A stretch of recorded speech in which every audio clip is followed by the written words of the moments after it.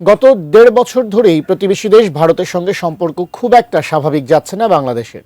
কূটনৈতিক টানাপোড়েনের সেই প্রেক্ষাপটে এবার নতুন করে ভিসা নীতিতেও আরও কড়াকড়ি আরোপ করেছে ভারত। বাংলাদেশি নাগরিকদের জন্য ভিসা পাওয়া আরও জটিল করেছে দেশটি।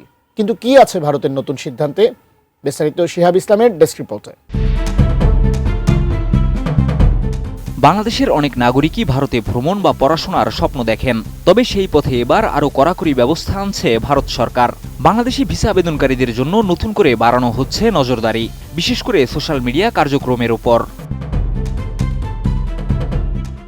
ভারত সরকার সিদ্ধান্ত নিয়েছে, বাংলাদেশ থেকে যারা ভারতীয় ভিসার আবেদন করবেন তাদের বিগত কয়েক বছরের ফেসবুক সহ অন্যান্য সোশ্যাল মিডিয়া পোস্ট যাচাই বাছাই করেই ভিসা দেওয়া হবে কিনা সে সিদ্ধান্ত নেওয়া হবে।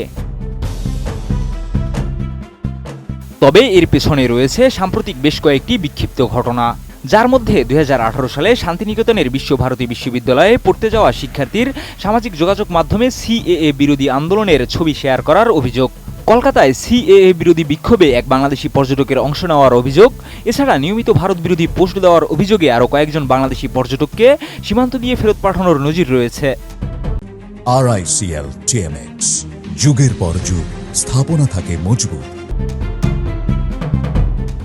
এসব ঘটনার প্রেক্ষিতেই ভারত সরকার সিদ্ধান্ত নিয়েছে, আগে যেটা বিচ্ছিন্নভাবে করা হতো এখন থেকে সেটাই নিয়মে পরিণত হবে।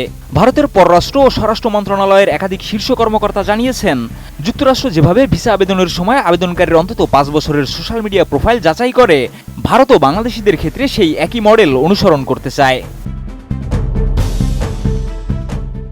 ভারতের এক শীর্ষ কূটনীতিকের ভাষায়, বাংলাদেশে বসে যারা নিয়মিত ভারত বিরোধী বক্তব্য দেন তাদের ভিসা দেওয়ার বিষয়ে আমাদের সতর্ক থাকতে হবে। কাকে ভিসা দেওয়া হবে তা নির্ধারণ করার অধিকার ভারতের রয়েছে। শেখ হাসিনার পতনের পর গত বছরের আগস্ট থেকে বাংলাদেশে ভারতের স্বাভাবিক ভিসা কার্যক্রম অনেকটা স্থবির হয়ে পড়ে। কেবল মেডিকেল ও জরুরি ভিসা সীমিত পরিসরে চালু ছিল। নতুন এই ব্যবস্থায় মূলত 18 থেকে 60 বছর বয়সী আবেদনকারীদের সোশ্যাল মিডিয়া যাচাইয়ের আওতায় আনা হবে।